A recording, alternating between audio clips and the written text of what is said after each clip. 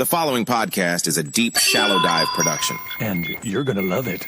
Okay, let's go.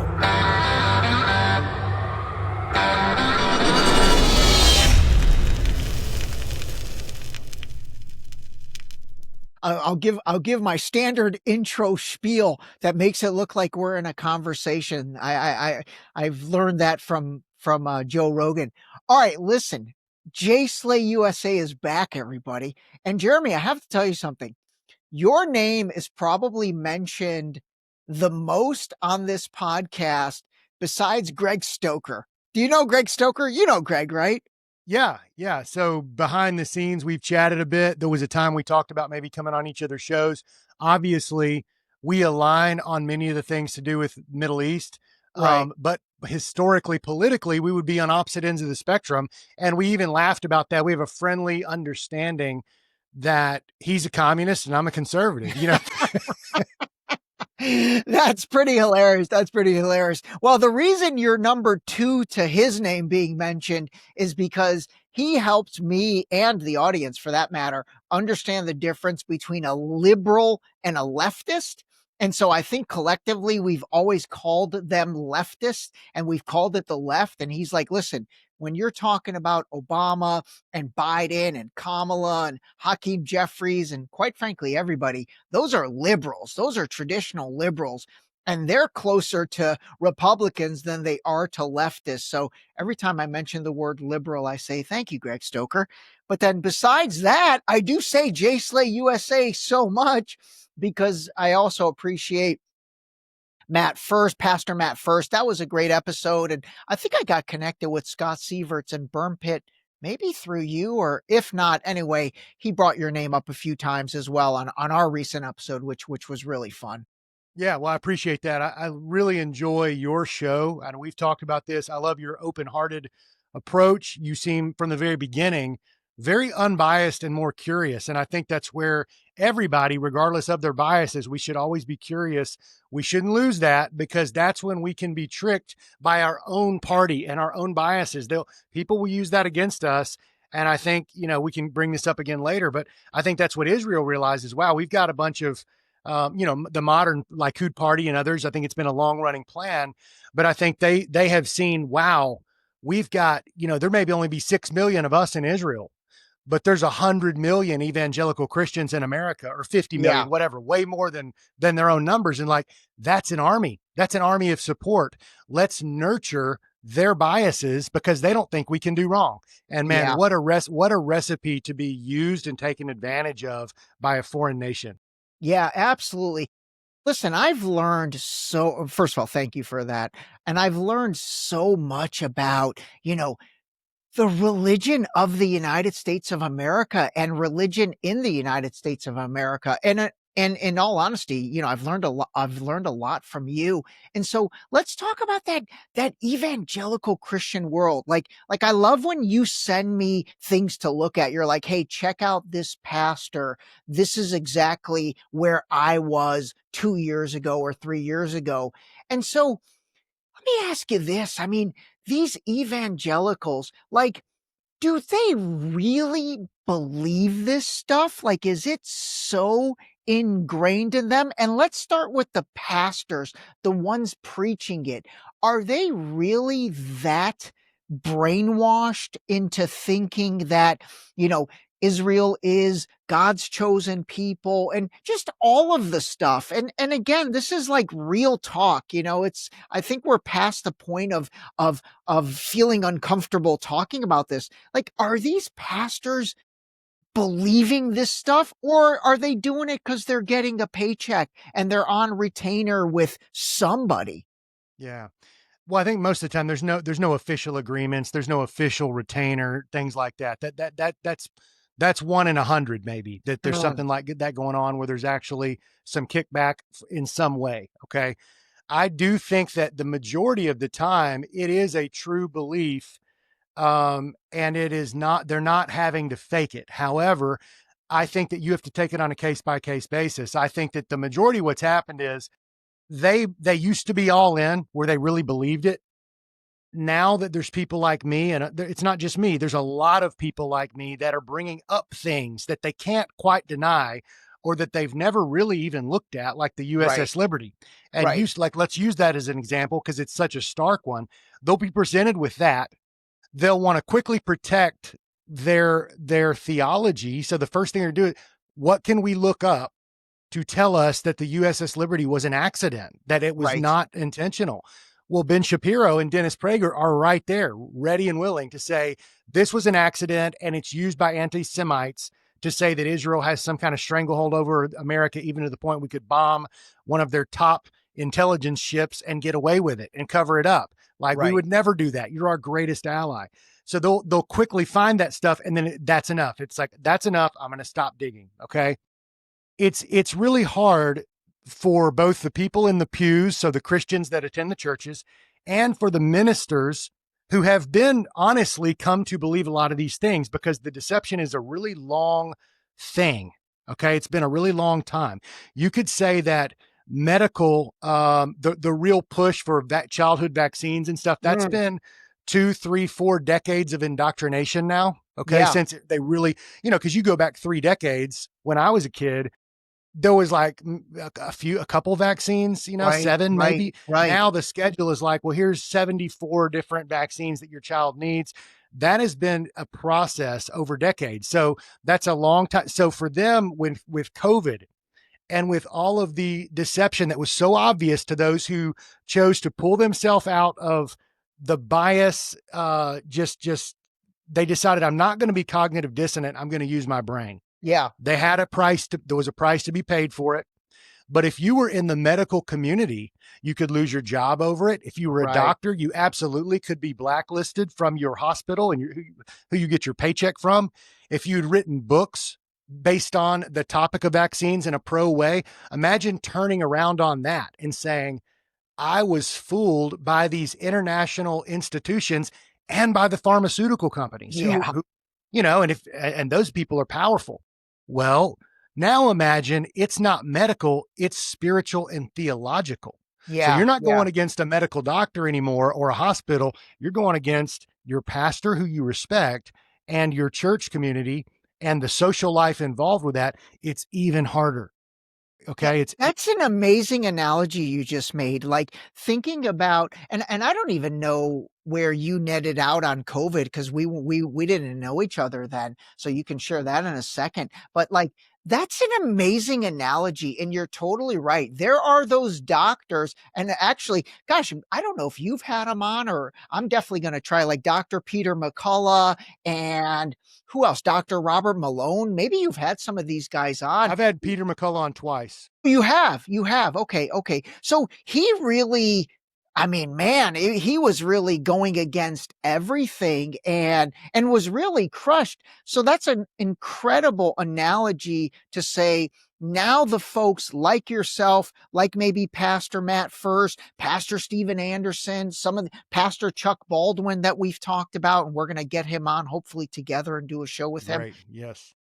These guys, very similar to the medical doctors that were willing to even ask questions about the COVID vaccine. Man, so they're getting crushed. And like, tell us about your relationship. Like, I know things have changed for you in the Christian community. Do you mind if I stop and make a point about those pastors that have Yeah, chosen to make a change? I would love that. So almost all of those guys, there are people who are brought up in the school of the Reformed theology that don't buy into dispensationalism. Mhm. There's a lot of Catholics that never bought into it because it did not infiltrate. Never bought into dispensationalism.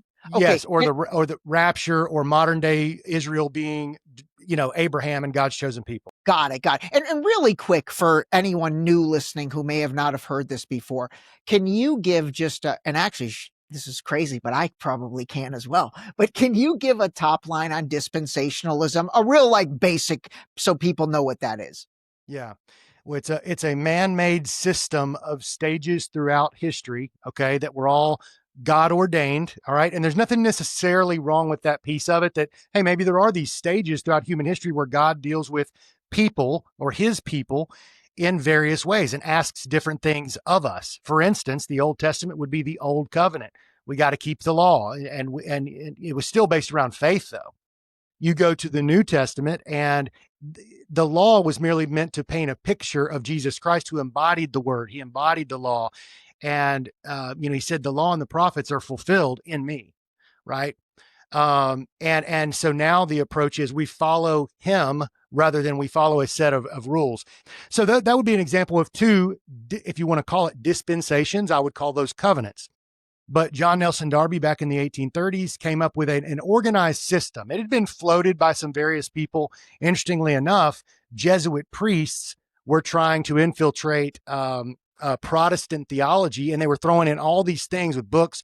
John Nelson Darby took a lot of that stuff, put it together into a system, called it dispensationalism, and he flat out said, I am the originator of this system. And he said, we have to be careful when disseminating this information because it's like new wine. And if you put new wine into old wineskins, it'll burst. And he's like, this scares people. So these ideas of the rapture are new. This idea of all of the Jews returning to Israel and we must bless them in order to be blessed. Now he didn't think it was new. He thought he'd rediscovered it after, 1,000+ years since the fall of the temple.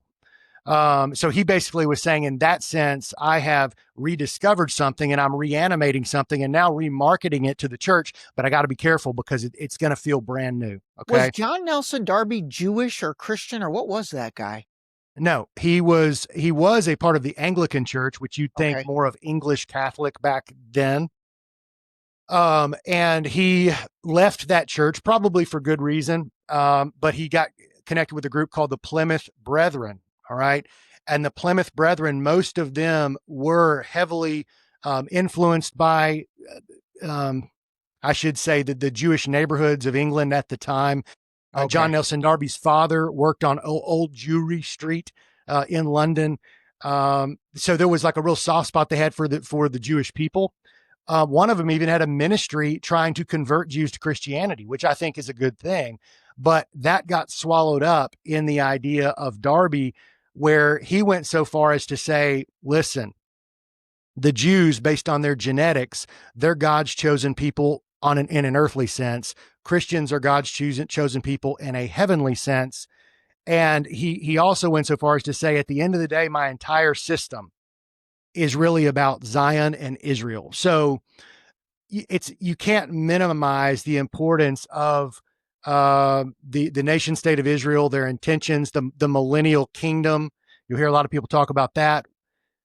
Darby's that was his focal point, and everything else that he created called dispensationalism, those 7 chapters, were all the outflow of that central nugget. So it was extremely important. But if I can, let me finish my point on those pastors. Yeah. All of those you mentioned, Matt First, Chuck Baldwin, Stephen others. Anderson, yeah, all those guys. They all started dispensationalists, just like I did. Okay, I'm not a pastor, but they all. So these guys had a choice to make in the stream of their career, professionally and personally and theologically, and they kind of. There could have been things that they realized, like with the USS Liberty, that seems really odd, and they look into that, or 9/11, that seems really like there was a lot of Jewish influence. Yeah. I didn't know that. But also just opening your Bible and reading it from an unbiased perspective, especially the New Testament. There are some verses that may lend themselves to a genetic importance, okay? If you're reading it from a certain way, that would say, okay, the genetic, geographic location and people of Israel is the people that call themselves Jews today. And you got to kind of do some gymnastics there mentally and spiritually, but you can get there. However, that's probably 15%, I would say, of the verses that say now the church is the new Israel. That's spiritual Israel. The veil of the synagogue was torn in two, so it no longer required a rabbinic priest. It's now the Gentiles may enter too. There's verse after verse after verse. And a very important one is the first time John the Baptist speaks when Jesus, or right before Jesus approaches, and the Pharisees come up to John the Baptist because they weren't sure if they liked him either. Okay. And Jesus said John the Baptist was the greatest man, the greatest prophet ever born of a woman. So obviously Jesus Christ thought a lot of John the Baptist. John the Baptist's first words to the leaders of Judaism, or it wasn't even called Judaism then, but Israel at the time, the Pharisees. He said, what do you think is going to save you from the wrath to come? You put a burden on people. And he said, if you think that because you say your father is Abraham, that will save you, you're wrong. From out of these stones, I could raise up children of Abraham. So imagine now today, someone like me saying, you know what, your ethnicity doesn't matter. It's about your faith. And it's about, God, John the Baptist said, from out of these stones, he could raise up children of Abraham. Obviously, it's not as important as pastors like Greg Locke. And, I don't want to dig into names too much, because a lot of them know me, including Greg. But, and I'm not trying to unnecessarily start controversies, but you can find these guys easy because it's 90% or 80% of the evangelical Christian church. They would have a real problem with John the Baptist telling that to Benjamin Netanyahu today.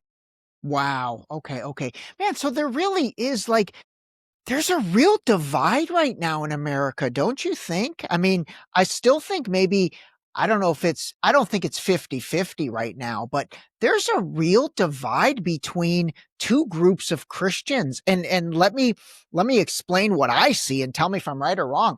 I see one group of Christians that are still the same. They believe kind of that Protestant Judeo-Christian mindset, which is the nation state of Israel, God's chosen people, everything Benjamin Netanyahu, Lindsey Graham, Ted Cruz, all these guys say. Marco Rubio, actually Trump's entire administration for that matter.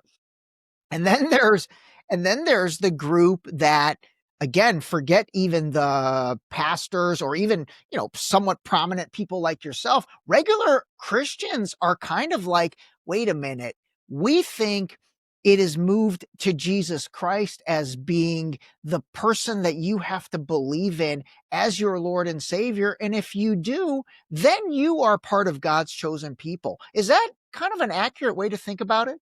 It is an accurate way to think about it. I think the people that are my opposition now, the Christian Zionists, would say to your second point of Jesus is the way, the truth, and the life, and you need to know him to come to the Father. They would say, I fully agree with that. You're right.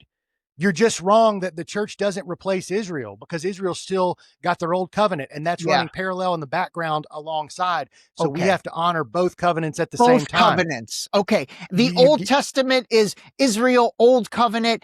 Israel's God's chosen people. The New Testament is Christians are God's chosen people, the new covenant. But those Zionists want both, whereas in reality, to me, it seems there really only should be the new covenant. Well, there's a reason that Jesus turned to his disciples, who were all Jewish, before his death, and he said, today I give you a new covenant.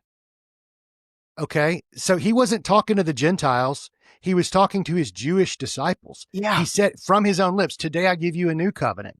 And there were so many other things. The book of Hebrews is almost all about this new covenant. So, throughout the Bible, there is neither Jew nor Gentile. There's neither slave nor free. All are equal at the foot of the cross. So that's why dispensationalism and these ideas are rather new. Now, are very new, really, in the big scheme of things.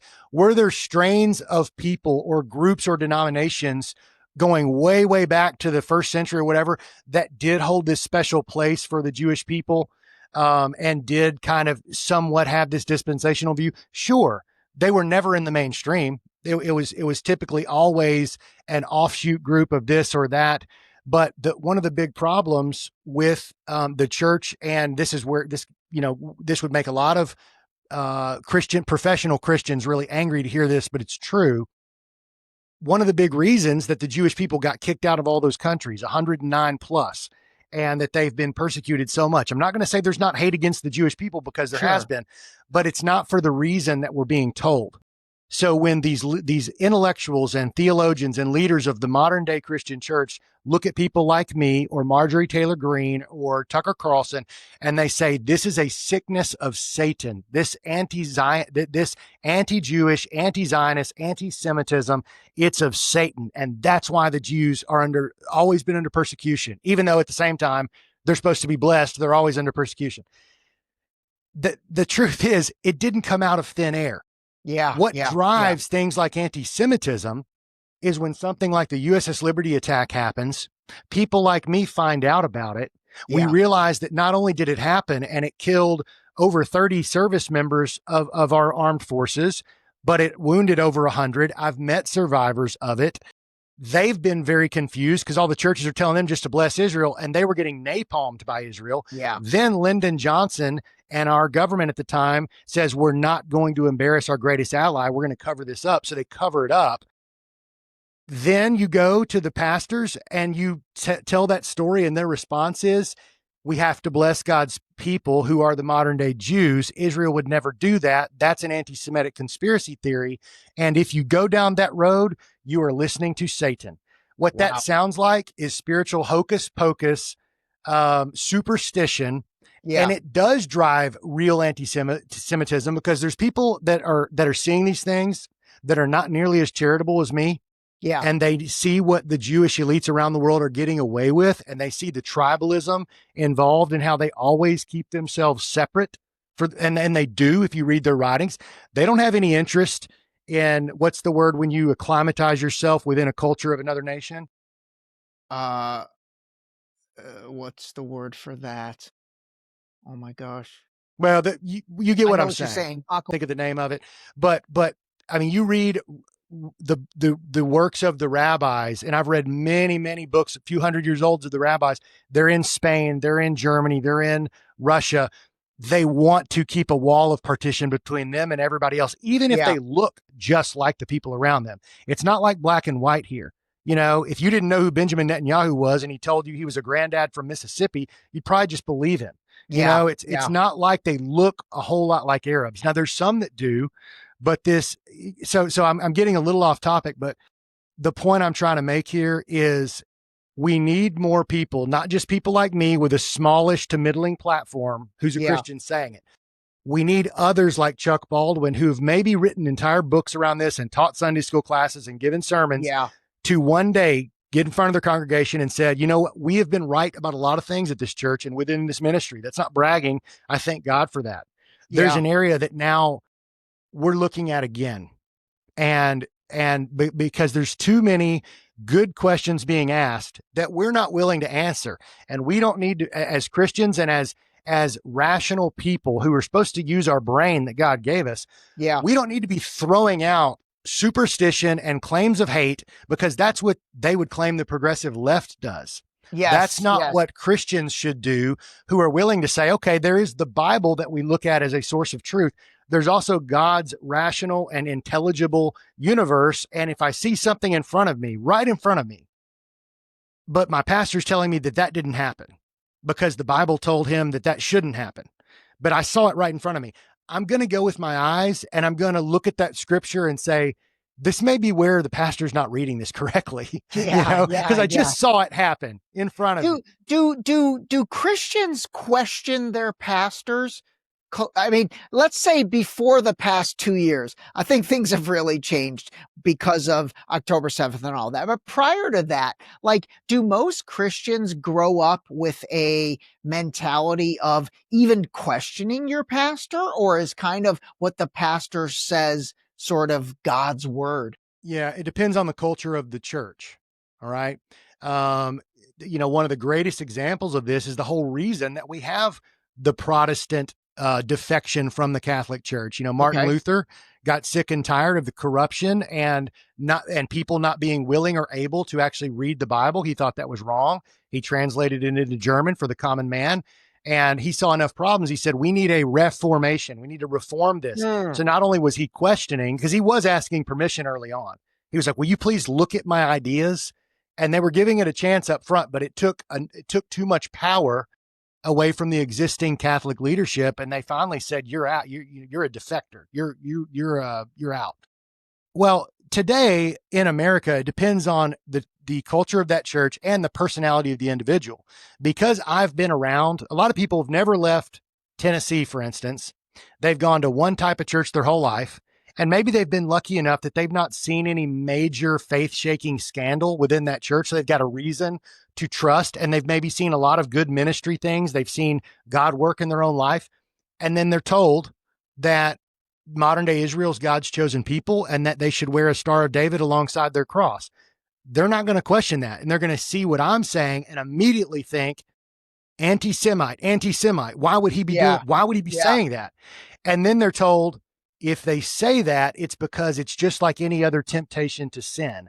The temptation is to commit the sin of anti-Semitism, which had never been said in the Bible until Scofield's notes in the 67 version that came out. He said, for a nation to not support the nation state of Israel is to commit the sin of anti-Semitism. So it's not mentioned in the Bible, but it's in Scofield's notes. Scofield's notes. Okay. Man, that Scofield Bible was important. That thing really changed things. I think it was 1917, actually. I think it was well before 67. 1909. Yeah, 1909, exactly. Okay. Oh, very interesting. All right, so let me ask you this, man. How are you doing, with all of this? Because, dude, it's not easy. I see some of the things, honestly, some of the things I feel like you're going through on social media even, and you've been you wear your heart on your sleeve in a lot of your social media posts. You're different than me. You're actually sometimes walking around your neighborhood at nights, which, by the way, great job getting those steps in. I'm a big step count guy. But you're walking around getting those steps in, and you'll turn your camera on and you'll talk to camera. I don't really do stuff like that, but when I see you doing that, man, it's so heartfelt and it's almost like Ed TV. Remember that movie Ed TV where I do. But I feel like I'm watching that with you, but man, sometimes I'm like, oh God, dude, I feel for you because you're really I don't want to say you're in a battle, but I don't know. You tell us. It's a battle. Yeah. It's a battle. After I got in the fight, you asked me about COVID earlier. Yeah. I knew immediately that something was deceptive and wrong with the way that COVID was being handled and the fear mongering and how we're seeing these movies from, or these video clips from China and people are just falling over in the street because of COVID. Yeah. Later on, we found out that never happens because of COVID. You slowly get the flu and then it's a matter of how bad does it get. Right. Right. And then, the masks and all. So I quickly began to dig on that. I was with Trump for a while we should probably get that Operation Warp Speed. And plus I was fighting for Trump on so many other fronts. Yeah. That I didn't have time to I think he was in the same boat at the time, actually, where he didn't know enough, maybe he did. Yeah. But it's just we got to get, man, this guy needs a win and get Operation Warp Speed. It seems like the left and the right would appreciate that because then people have the option of getting vaccinated. So I went through that war, which you're told if you don't get vaccinated and wear masks to the grocery store, you're going to kill grandma. So that was hard, honestly, right in the thick of that for about a year. It was, going into Home Depot and walking around is you either feel bold that day and you just do it and you're like, screw it, I'm not wearing this mask. And people can say whatever. Other days you still don't wear the mask because you're just not going to do it. Yeah. But you feel less confident, right? Yes. So I did it with that. I did it with BLM and I lost some friends and some relationships over my stance and exposure of the origins of critical race theory and how it's repackaged communist ideas, that didn't quite work out with Karl Marx, but the Frankfurt School, a mostly Jewish-led school in Germany, yada, yada. I could go on and on, but I fought that battle.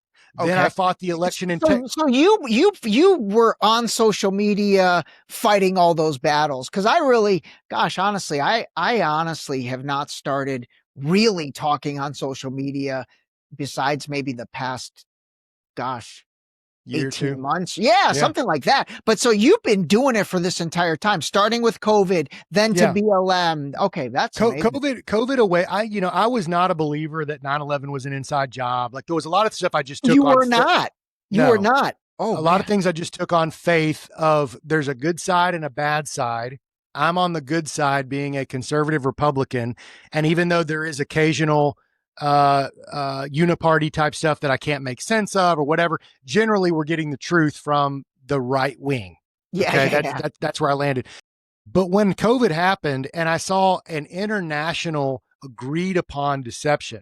Yeah. And I'll never forget those Facebook posts from mostly liberals that were really in support of all the mandates.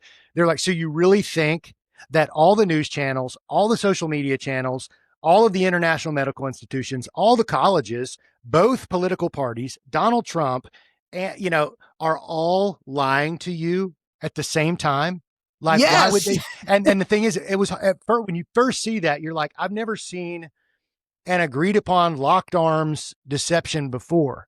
Yeah. And then you do digging and you read the Rockefeller plan that included Operation Lockstep, which was, how do we get everybody on board to herd the masses of people into a certain way of thinking that supports these elites? And they were looking at germ warfare, which would have been like COVID or whatever, viruses.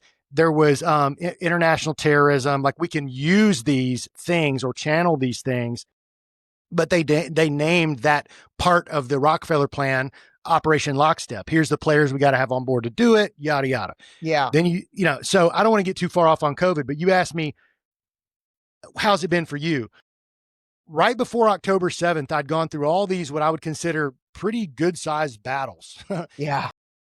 I had already been getting hip and knowledgeable to the Jewish deceptions, including the theological ones of our Bible.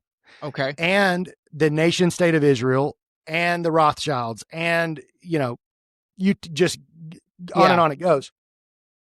October 7th happened. And my immediate thought was, because I knew that Israel was having a lot of internal unrest. Right. And that Netanyahu might even get ousted. Right. And immediately Netanyahu begins to call it their 9/11 immediately. Right. And they're showing all these scenes of horrific acts, which sometimes are blurred, sometimes are not, whatever. But then they're showing, then I see Ben Shapiro like posting lies, similar, with like, here's the burned baby from, and it's got the whole blurred burned baby. And then you realize, like, oh my gosh, he used an AI image with the doctor's got 6 fingers. Like, you remember that? I totally remember that. That was all such, it was on purpose too. The burned babies, the 40 babies in ovens, the beheaded babies, all of those lies that happened October 7, 8, 9, 10. I mean, that whipped this thing like it was like a slingshot that shot it. And literally, and I want to be very clear on this, all of those have been debunked.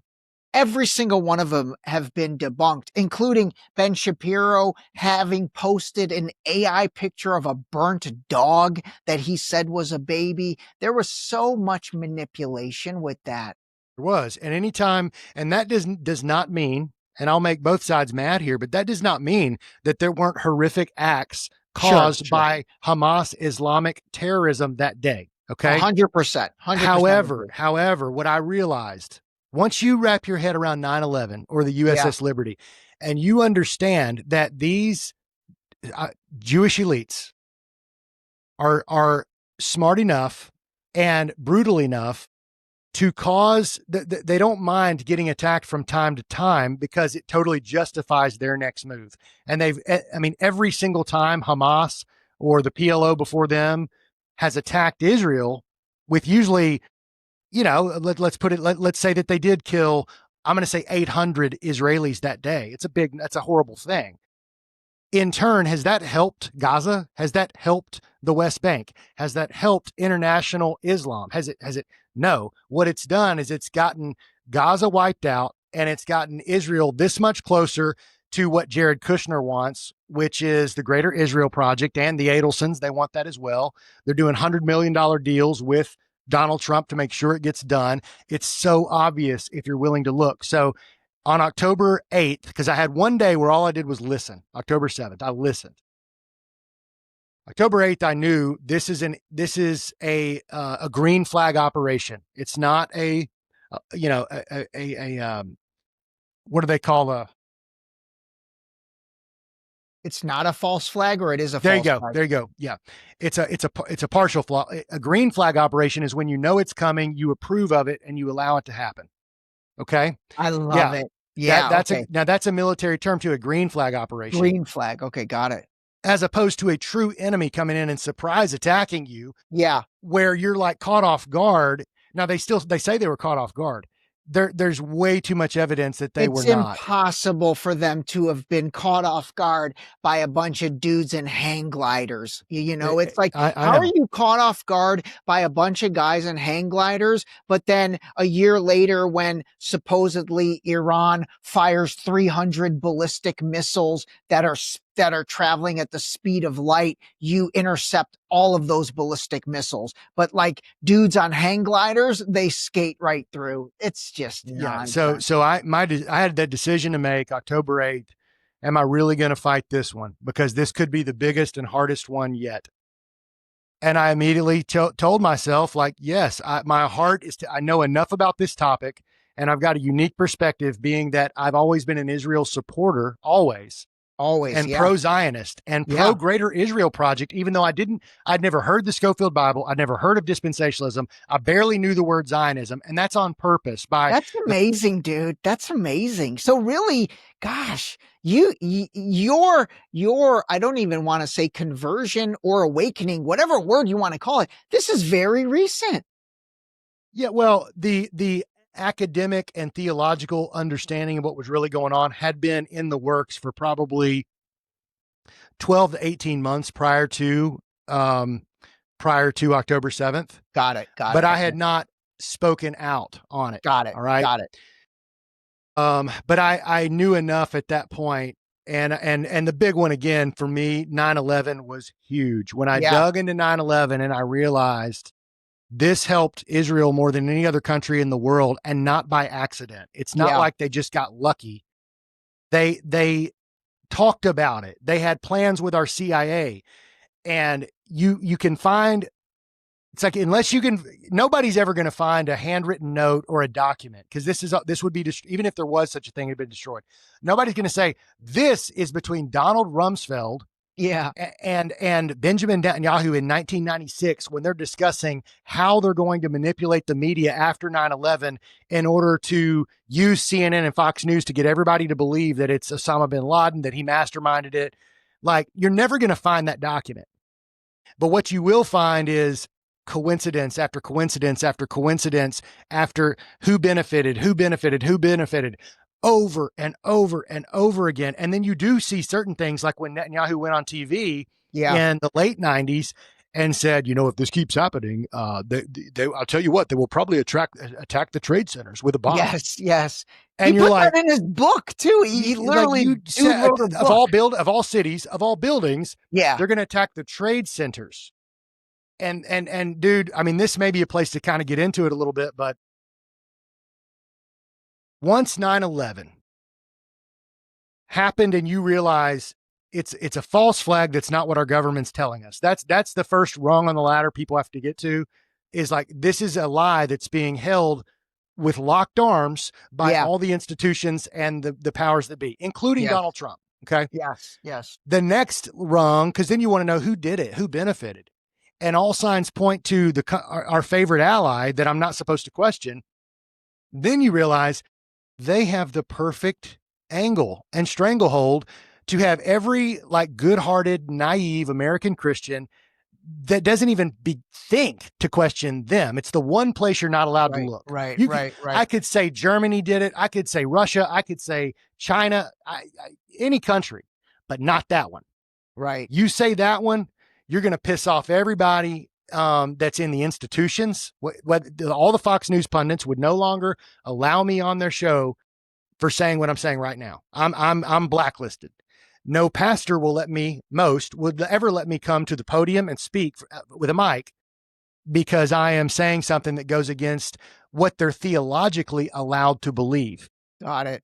And then the further you zoom the camera back, you're like, this is insane. And then you see evidence after evidence of it. I mean, there's an intellectual out there that I respect on a lot of fronts. I probably mentioned his name to you. His name's Eric Metaxas. I've got a lot of his books. I like the guy, but he is sold out to Israel, and he knows of me. He knows of some of my friends that have a big name in his circles that stand where I stand. But he refuses to actually grapple publicly with the questions. Instead, it's just, I support Israel. Do you not think, remember when the JFK files came out? Yes. This 2-3 months ago? Yes. And we realized, okay, a lot of these files had already been out, but they unredacted most, if not all, the stuff that they actually put out there. So for the first time, all the black lines are removed, or at least most of them, from these documents. And then you realize they covered over anything to do with Israel or Mossad. Yeah. Or they still did, right? Like they unredacted a bunch, but then they still covered those, or did they uncover that? Well, won't, if they're still covered, if there's still the black lines, then we don't know what's behind it. Got it. But it would say there would be like black lines that had been removed, just redacted for the public as of 3 months ago. And it would say things about, elite. We've got the elite Jewish banking money on our side. We can pull this off. Then at the bottom, there'd be an unredacted note that would say, please remove anything to do with the Jewish nation of Israel or international Jewry, like remove that. So we realize this has been the thing that they redacted even about JFK's assassination. Yeah. And yet I haven't heard one pro-Zionist person, be it Officer Tatum or Eric Metaxas or one of these big time well-known preachers, be like, I got to admit, it really makes us look bad, or it makes the nation of Israel look bad that they keep covering up things about Israel or the Jewish people. That I see now maybe why Jeremy's asking questions, and maybe he's not influenced by Satan. Maybe he's actually just followed evidence to where it led, and it led to an uncomfortable place. Yeah. So why do you think those guys are not even willing to entertain that thought process? Do they really, are they really that brainwashed, or do they know where their bread is buttered or their matzah is buttered? Yeah. Well, brainwashing goes a long way. It really does. So let's give some credibility to brainwashing. That will keep people from asking questions. But I think the other 50% of it is fear, pride, and money. Fear, pride, and money. Yeah. I'm going to lose my following. I'll lose the reputation that I have. I will lose the funding of the big pro-Zionists at my church, or the elite Jewish funders like, Charlie Kirk. He don't want to lose elite Jews. No, he does not. And what's funny about Charlie? Gosh, for some reason, I feel like he has the ability to recognize this, and I think he has recognized it.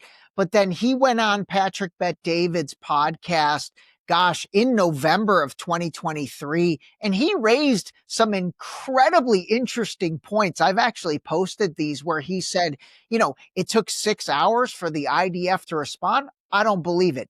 Was there a stand down order? And then he's like, maybe if you don't think Netanyahu was in on it, but was there a stand down order? And then he got crushed the next week on social media. And since then, he's been completely the opposite. So when you look at that situation, you're like, okay, he actually told the truth on Patrick Bet-David in November of 2023.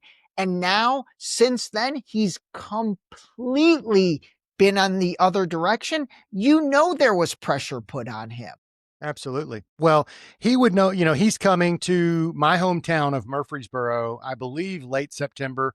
There's this conference called the Culture and Christianity Conference being put on by World Outreach Church, which again, kudos to them.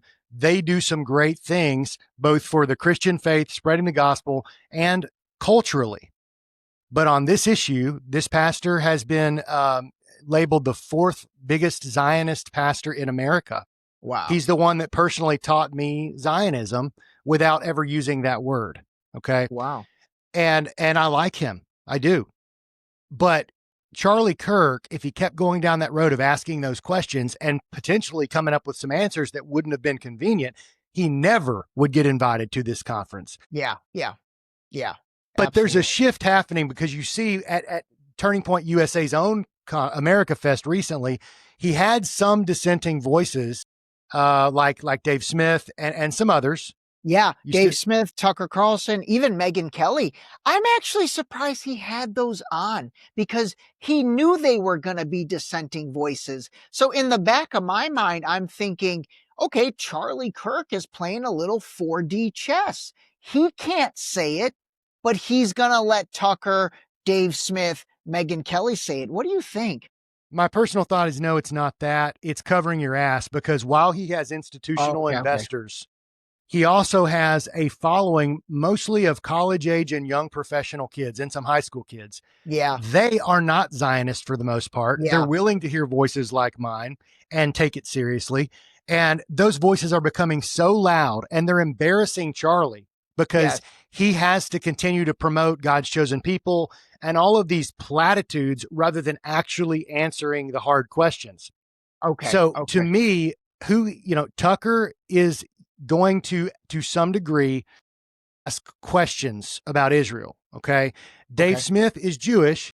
Yeah. And he's a good, I'm not taking away from their voice on this, but they are going to, the best example is Tucker. Tucker's going to say everything he says and then follow that with, and I love Israel. I take my family to Israel. I love Israel. That's exactly to me, right. It's a smart play for Charlie, because if he just completely ignores it with his audience, they're going to turn away from him. They're going to be like, you're an idiot. You're lying. Just come on. We've got real questions. So he's throwing a bone, maybe a couple of bones, quickly getting back to his own messaging, though. If you've seen his recent stuff, very hardcore pro-Israel, pro-Zionist again. All right. Yeah. So he allowed a little bit in the door. So it's somewhat a 4D chess, but for his own benefit, not necessarily for the truth. I got you. Okay. Yeah. I think you're totally right. I think whereas in my mind, gosh, I was giving him maybe a little more credit than he deserves. I think you're totally right. It's for his own benefit. And it's almost because he knows his audience is going to call him out and probably leave him if he doesn't do some of that stuff. Here's the difference. If he had Dave Smith or Tucker, or let's just say Tucker Carlson or Jeremy Slayden on his show. First of all, if he would have had me, he would have had a way better, following at the event. Lots more people to sign up. Absolutely. And a much better billboard, JSlayUSA. You got it. Yeah. We would. No, but Tucker's going to say we should ask the questions. We should have free speech, even if it's about Israel. Now let's go love up on Israel some more. But also, like, let's make sure we don't kill Palestinians needlessly, even though he's got no power to change that. Right. Where I would say Israel did 9/11. Here's why. Yeah. And does this mean we should be going to war with Netanyahu right now? Like, So what Charlie's doing, and a lot of them are doing this, and it is 4D chess to a degree. They want to put caps on the outsides of the debate we're allowed to have. So here's Charlie and Officer Tatum and others. Here is Megyn Kelly and maybe Marjorie Taylor Greene and some others, which again, I'm proud of them for what they are saying, but it's like, okay, here's the end caps. So anything outside of that discussion is verboten. It's forbidden. You're crazy if you're outside of this paradigm. Okay. All right. So I'll tell you who's outside of that paradigm, and let's see if you can guess. I think you can. One guy, right? Nick Fuentes. Dude, that kid is a problem. He is a problem. And I say that's what the young kids say about like really good basketball players. They'll be like, LaMelo Ball is a problem. Nick Fuentes is a problem for all of them. And I would love your thoughts on him. Yeah, probably the most intelligent geopolitical thinker of our times. And he's 26. Like just leave it there. Right. And it's because he started at 16, 17, 18 years old. He was one of the young members of the UN, whatever that is, where you're learning about geopolitics. And he was, if you watch I actually really appreciated the part on his Candace interview where she gave him 15 minutes to fully lay out his past, because I didn't know it. And I'm like, okay, I've always wondered like how he knows this much about like all these, like who the vice prime minister of some random country was in the 80s. Like, how do you know that? Yeah. Well, this was his passion since he was a teenager. So it'd be like me learning the nuances of baseball and the baseball swing. And I could talk for hours about these things that other people are like, what, unless you're a player, why do you even care? Right. Absolutely. He's been a player for a long time. Now, along with that are some other things you have to swallow that may or may not be agreeable. He's full on Catholic and believes that Catholicism is the way. while he's not going to deny my Christianity, but he's going to say, really, Jeremy, like, if you want to go all, you need to be Catholic. That, you know, he just say, what is that? What does that mean? Like if he says you need to be Catholic, what is it that you're not doing as a Christian that he's doing as a Catholic? Yeah. Well, an easy one, I can't answer all of that, but an easy one would be, he calls the Pope, he believes the Pope is very important. He calls the Pope the vicar of Christ on earth, which I guess that means like the image bearer. I think we are all image bearers of God. We are all, you know, so my view of the Vatican, the Pope, that hierarchy, that they give papal authority equal weight with scriptural authority, or at least close to, no way. No way. Got it. Okay. So, that's a great example, because I do think the Pope is in the middle of the Catholic religion, whereas with Christianity or other forms of Protestant denominations, I don't think the Pope plays as vital of a role. And I don't know about Orthodox. Yeah. Well, we don't have to get into all that, but I brought up, there's other things you've got to swallow. If you're going, you know, you don't have to swallow it. I would say take the good, which his geopolitical analysis and his unwavering, unfearful perspective and approach toward international elite Jewry and what they are able to accomplish tribally around the world, and where it's a problem. Yeah. His ability to articulate that as a 26, I think he actually just turned 27, a 27-year-old kid is insane. It's insane. Scott Siebert said he's a generational talent. He's like, you know, someone like Rush Limbaugh. I never listened to Rush Limbaugh, but the way Scott put it, he's like, Rush could go and Nick can go. I mean, that kid will do a 3-hour rumble, which I don't think is edited very much at all. And he's doing that on a daily basis. I mean, I think it's insane. I think the knock on him 5 years ago, during maybe COVID, when he was on this Clubhouse app and a few other things, was that he was a total white supremacist and all that.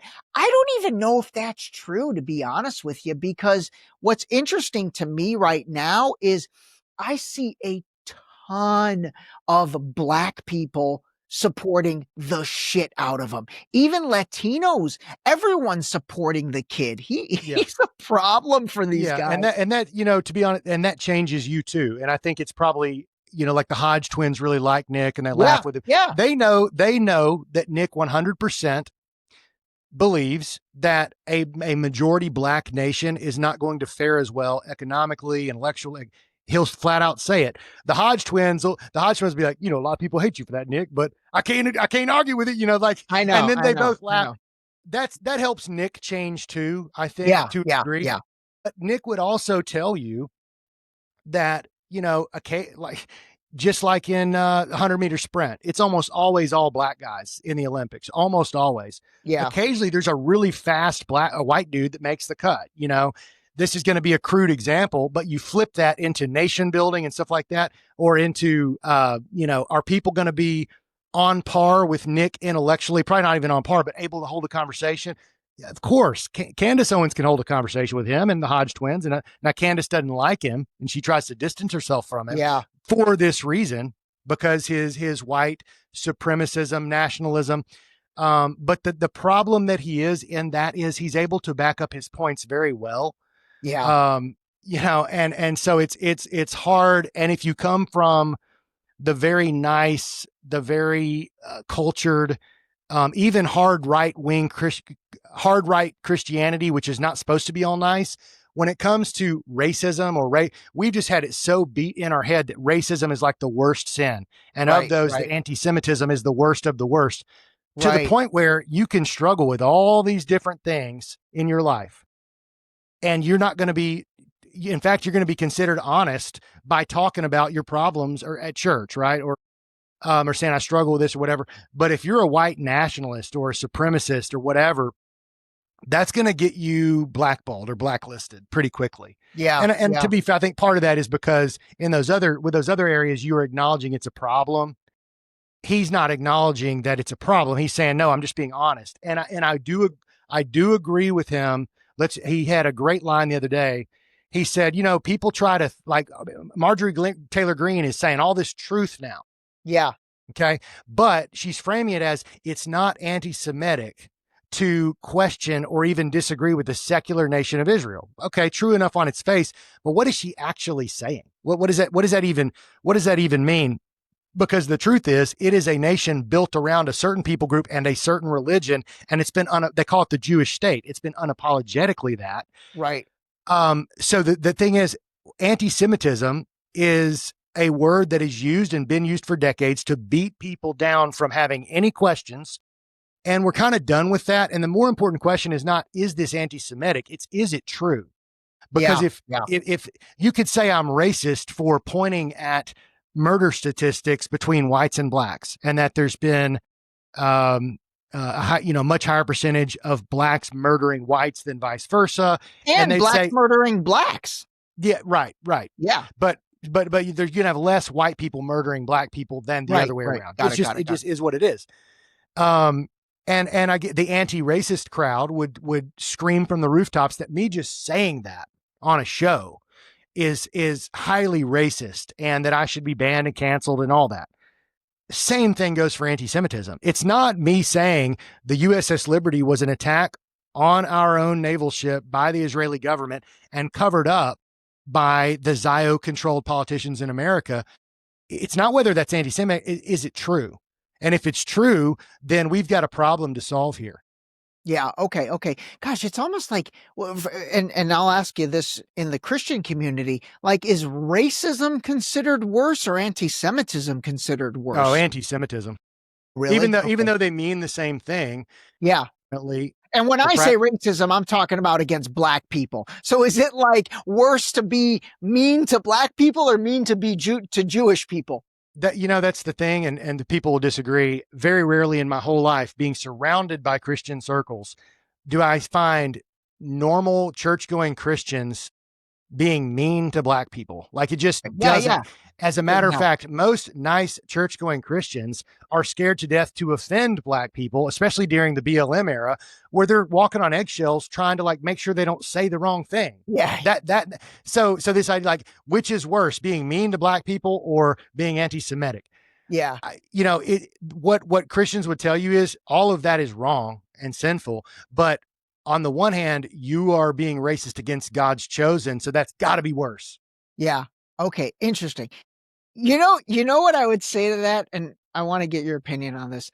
I think Christians absolutely would feel that way about black people, about Jewish people, uncomfortable at offending them. But it seems like a lot of them have no problem offending Muslim people or offending brown people. You know what I mean? Like people from the Middle East. And I don't even blame them. You know who I blame? I blame this 20, 30 year unbelievable propaganda that has made Muslims the enemy. And by the way, I think it's kicking up in high gear again. I think after a nice lull, you had 9/11, you had the war on terror, weapons of mass destruction, Islam's the enemy. I am seeing it fire up again from guys like Charlie Kirk, from Officer Tatum, from all these guys who are basically painting the Muslim world again as the enemy. They're refiring up the 2001 neocon playbook and the Project for the New American Century and all of those neoconservatives whom, by the way, I'm just learning now, they were all gigantic Zionists. And I'll tell you, Nick Fuentes connects those dots incredibly. It's amazing. Absolutely. Was there a question in there? I don't think there was a question in there. I think that was because I agree with you. I'm glad you brought up the Project for a New American Century. That was one of the key moments leading up to 9/11 to get us involved in this 20-year, forever war, and to paint all Arab nations as the enemy and the Israeli state as America's outpost, and they're our shield. And if they don't stop them, all the Muslims are coming here. Interestingly enough, Orthodox rabbis will call Islam the broom of Israel, and they don't mind open borders in Britain, the UK, Sweden, the United States of America.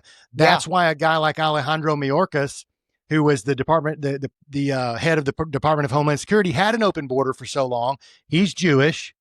And, the broom of Israel, we don't mind if other countries are muddy and weakened. As long as they're paying us and supporting us, they can remain weak, because we are going to have our capital of the world, as the first prime minister, David Ben-Gurion, said, out of Israel. And there will be a one world standing army, one world government, one world police force, and a hall of the prophets right here in Jerusalem. It will be the capital of the world. Yeah. Here's an interesting question. The question is, guys like Mayorkas, did he do that on purpose and let all these immigrants in so then America could say, oh my God, look at this big immigrant problem that the Democrats caused. And now it's almost like a license to get rid of them. This is creating no different than, oh my God, look, the towers have fallen. It was 19 Muslim dudes with box cutters. We need to crush Muslims.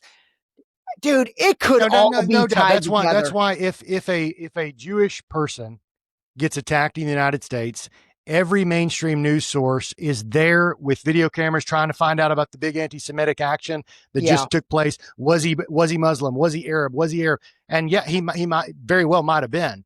And you know what? Guys like Mayorkas and Laura Loomer and even people like Kaya Jones, even if they don't consciously do it, what they do is they say, yes, this is what we needed. Now we can get America to support Israel in Gaza again, or Israel against Syria again, or Israel in this Oded Yanon plan from 1982. And the Project for a New American Century, where they wanted to reshape the Middle East. We wanted to be involved in regime change in all of these countries. That's why 9/11, we didn't even go to where Osama bin Laden was. We went to, Afghanistan and Iraq, and there are all these questions about why are we even there? It was part of this Oded Yanon plan later. And it goes back to the Greater Israel Project again. Yeah. Which is centuries old. And people who are Christian Zionists would say, no, this is Old Testament old, and we're going to get it back. Got it. It's part of a plan. Okay. All right. Let's talk a little 9/11, because you actually are going to, where are you going? Philadelphia? Oh, your hair looks nice. No, dude, I'm going to Washington, D.C. Washington, D.C. Okay. All right. So, man, there's a lot of 9/11 stuff back in the mix. And I'll tell you, you connected me with Richard Gage. That was an amazing interview that you did with him. I think I did a good interview with him. And every time I post a Richard Gage clip, man, that thing gets a lot of activity. Ironically, more on Facebook, which has the Deep Shallow Dive Facebook is more baby boomers. Like, I've got more boomers there. And then the Instagram is probably more millennials, Gen Z, and then even Gen X. But man, when I post a Richard Gage thing on Facebook, it's thousands of comments, and 9/11 is back up for discussion. And then tell us about what you're going to. Yeah. So I was told by a friend who's involved in the 9/11 truth movement, Gene Laratonda. He posted about it. I called him. It's called The Tide is Turning, 24 years since 9/11. And they actually, for the first time, have former congressmen, former senators who unfortunately are no longer senators and congressmen. But it's almost like they can't actually say it, or they'll get booted because they're part of the machine, which can't question 9/11, But they have those guys. They have, these national heads of fire departments, all of these people that have not only questions, but they've done real research on their own, all coming together to hopefully make a loud noise in Washington, D.C., get the attention of the existing politicians. They're going to have a day fully on the Pentagon, what happened there. Obviously, Richard Gage is going to give his presentation. I get a chance to tell my own story of being a guy who believed everybody that questioned 9/11 must be some kind of far left radical, Michael Moore follower, like the filmmaker. But how I had my own awakening just based on research and discovering truth and weighing that against what I was told by the mainstream. And it fell completely flat in the face of these new facts. And it's like, okay, do I want to be honest with myself or do I want to feel comfortable? You know? So I get a chance to introduce JSlayUSA from there. I'll be live streaming when they get off the stage from speaking. They'll come to my table. I will ask them. I'm gonna put their feet to the fire, because on the stage, I guarantee you, most of them, if not all of them, are not going to talk about who they think did it, because that's very unsafe. Yeah, They're probably going to talk about how jet fuel, it doesn't burn hot enough to melt steel beams. How did Building 7 fall? Those are great questions. They're great starter questions to get somebody thinking, I've been lied to. Yeah. I'm going to say questions like, after all of your time, dedication, and research, enough for you to be invited to a place like this, everybody asks the question, who do you think did it? Who benefited? Who really benefited? Yeah. Who do you think benefited? I won't even say who did it. Who benefited? Because if you've done any modicum amount of research, it all points in one direction. Yeah, it's incredible. Yes, it does. And you know what, audience? We're not even going to say what the direction is, because you should know it by now. You really should. Okay, that's super cool. I know, like, former Congressman Kurt Weldon's going to be there. That guy's an interesting guy. Richard Gage is fascinating. I actually am surprised he's not a bigger voice and name in this. And I've been surprised he hasn't been able to get on a Tucker Carlson or a Joe Rogan. He's been on a bunch of other things, but man, that guy he brings receipts. Holy mackerel, does he bring receipts. And he's an architect that's able to help you understand. To me, the two big ones, aside from who did it, you're right, that's the biggest question. But the biggest thing that makes no sense is Building 7 and then the Pentagon. And actually, even the plane that fell in the Pennsylvania woods, I think that was United Flight 93 or something. My question is always, where's the plane? Where's the engine? Where's the fuselage? Where's a wing? Where's a seat? Every other plane crash that you see, when a plane falls in the Congo, all of a sudden you see a giant wing, you see half an engine, you see a granola bar wrapper. You know what I mean? But with this, the only thing that seemed to survive was a passport, a Muslim passport that was in perfect shape. Yeah. It makes no sense. Man. That the clothing channel, they've got a ton of followers. They do such great Instagram reels called Forbidden Clothes. Forbidden Clothes. You got to follow them. Hilarious reels that are truthful.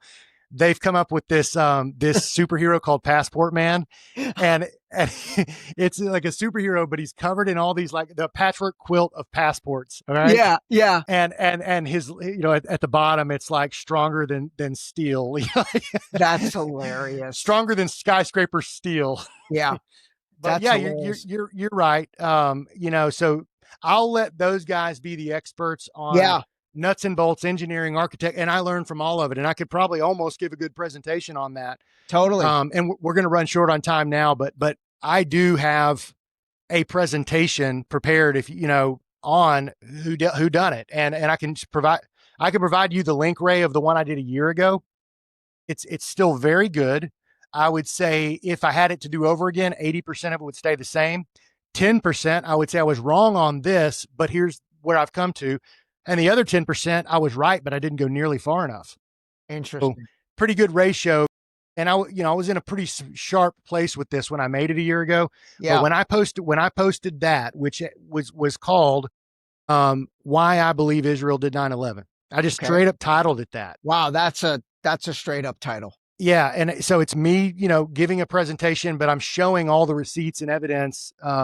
And it's about an hour and 10 minutes. The Substack is the best version. That's the longest version. But that was a line in the sand. You put up something like that, and you go to a Christian Zionist type church, and that's who your people groups are. You're all of a sudden, your social responses are going to change. No, that is an absolute line in the sand. So what was the reaction to that?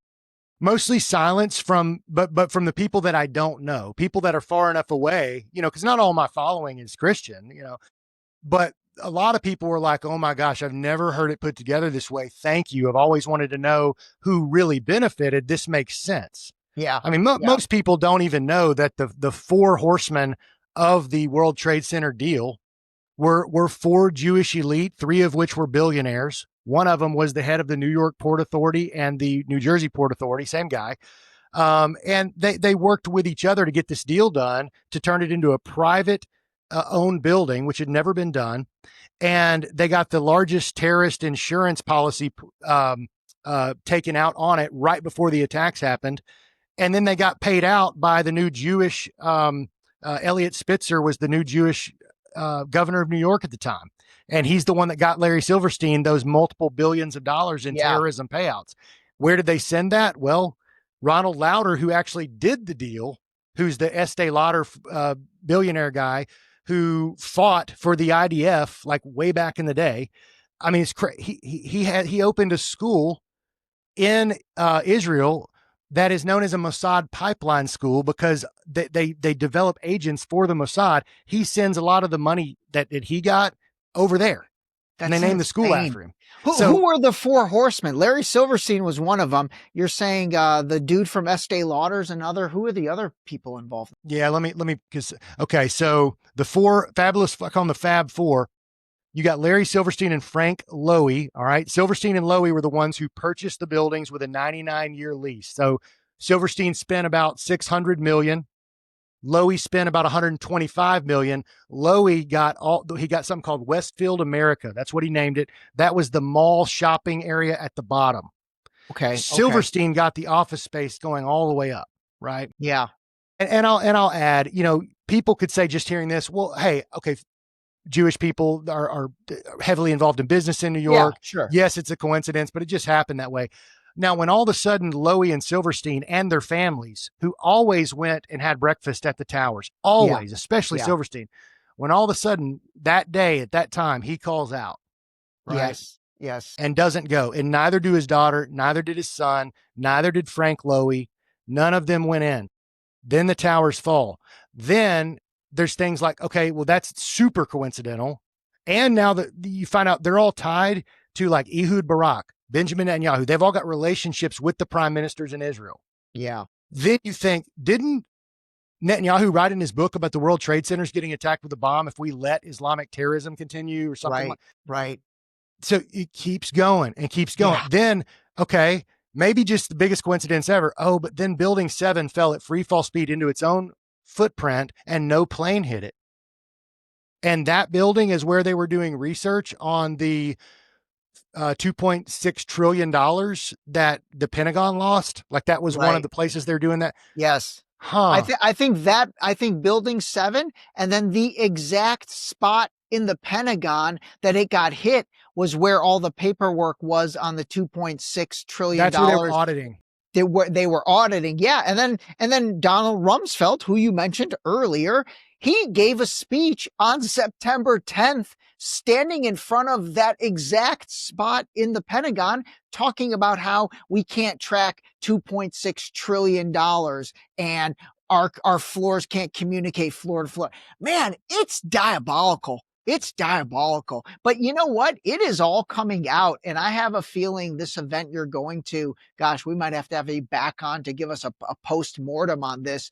I hope it comes out more. I really do. I hope it comes out more. And I hope this isn't just another talking smack fest of the same things everybody already knows, Yeah. Well, while I'm there, I'm hoping to land some interviews with people that aren't currently a part of the event, like Marjorie Taylor Greene or others who might be in DC at the time. Are you going to put this out before September 9th, this video? I will put this out before September 9th. Great. So I'll ask if people want to send Ray in his comments or find me, JSlayUSA, please find me, follow me on Substack or Rumble or Instagram. If you've got an idea of someone not just some random researcher, but someone who has some clout that is in the DC area, let me know, connect us, because I'm looking to fill the time during the day. I mean, I'll fill the time, but I'll never turn away a great idea. Okay. Absolutely. Yeah. All right. So listen, everybody, if you guys know anybody that's in the DC area that might be of value, either reach out to me or feel free to reach out to JSlay directly and get him that information to make those connections. All right. That's cool. All right, dude. Anything else, man? Today was just a shoot the shit podcast. It really was. Is there anything else you want to talk about? Any other thoughts, feelings? Well, yeah, one, I think this is important. This is something I've come to recently. And it's so self-evident, self-explanatory. We may be in a system right now that I think might have these certain groups of people that have massive control, and we don't like where their head's at. We don't like their plan. We don't like what they're doing. And yes, we can learn a lot about it, and we can spread truth. And maybe there are revolutions that can take place and happen. Do I think that the Federal Reserve is going to be taken down right after everybody gets wise to it? No, because I think the Federal Reserve would punish America by making us go into the worst depression we've ever seen if we dared. So there's some safeguards in place. Yeah. Okay. Yeah. For the elites. So in the meantime, while we're researching these things, let's live the best life we can without constantly being a complainer. We don't need to let complaints and negativity enter into our spirit and affect how we're husbands, how we're fathers, how we involve ourselves on our podcast or in our community. Yeah. This may sound like platitudes, but it's not, because we still have a real life to live right now for me in Tennessee that has very little to do with what happens in Gaza right now. And I hate it. And that's why I talk about it, but I can't carry that with me all the time. I still have, a life to live and kids to raise and these things, which are very good and important things that I have direct control over. So we still have personal autonomy. We still have control over our lives to a large degree. And let's make the most of it, because if we spend all our time just calling out the problem, that kind of becomes who we are. And that can't be good for our spirits. No, you're absolutely right. And that creates a lot of negativity. And I've found myself going through a lot of those battles. And even the amount of time I'm spending on social media, I've tried to really kind of curb that back and just have a little more balance. Now, at the same time, whether we're able to impact major change or not, speaking our truth, that's definitely something that I think more people need to continue to do. Yes. But at the same time, you do have to balance that with enjoying your life, really. And again, I'm totally guilty of that in a lot of ways. So that was very well said, and I'm gonna heed your advice as well. All right, buddy. Listen, looking forward to getting you back on post your trip to DC. Always enjoy talking to you. I really have learned a lot from you. I really do. And I genuinely mean this. And I've told you before, I think when you and I first connected, I don't know what you thought of me at first, because again, this is real talk. You said a couple things and I was like, this guy doesn't even like me or something. I don't know. I don't even know why I thought that. It probably was in my head. But well, I think I actually liked your I kept seeing Deep Shallow Dive, but at this time you weren't putting your face on screen. That's right. And, but I liked what you had to say. And I think I may have I don't know who first reached out to the other one. Yeah. But I don't remember ever feeling any ill will or. I think that would, no, it wasn't ill. Oh, you know what it was? I'll be very honest.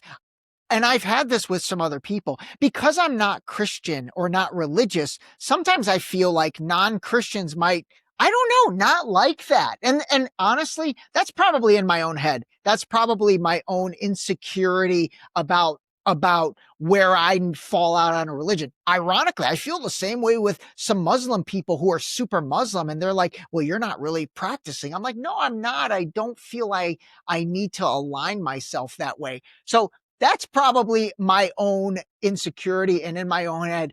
But honestly, man, you and Scott Sieverts from Burn Pit and a few others, I just have learned so much from, and I enjoy your content so much, and I enjoy your perspective. And I think it's incredible that you guys are, people that, in my mind, I refer to you as like true white America.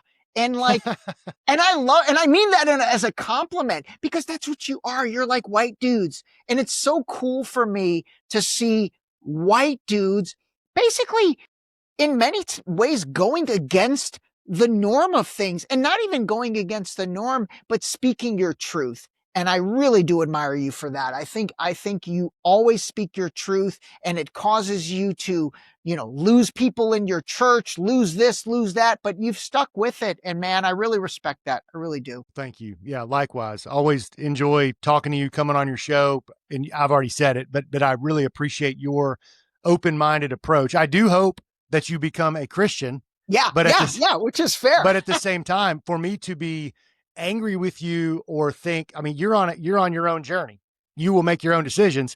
I can't force anybody to do anything. Yeah. And that's just, unfortunately, that's just how it is. Absolutely. All right. Stay on the line. All right, everybody. JSlayUSA, my man, call a spade, call your parents. We'll have my guy back on. That's my new thing. I added call your parents to calling a spade. But anyway, all right, everybody, enjoy the day. We'll be back soon. Jeremy, stay on the line a second. This episode was brought to you by Zippix nicotine toothpicks. Zip more, smoke less. Totally satisfying, discreet, and delicious. Zippix nicotine-infused toothpicks are available in 6 great flavors, each containing at least 2 milligrams of nicotine to curb those cravings. Zippix is FDA registered and proudly made in the USA. Use discount code DSD for 10% off your order at zippixtoothpicks.com. Zip more, smoke less, save 10%.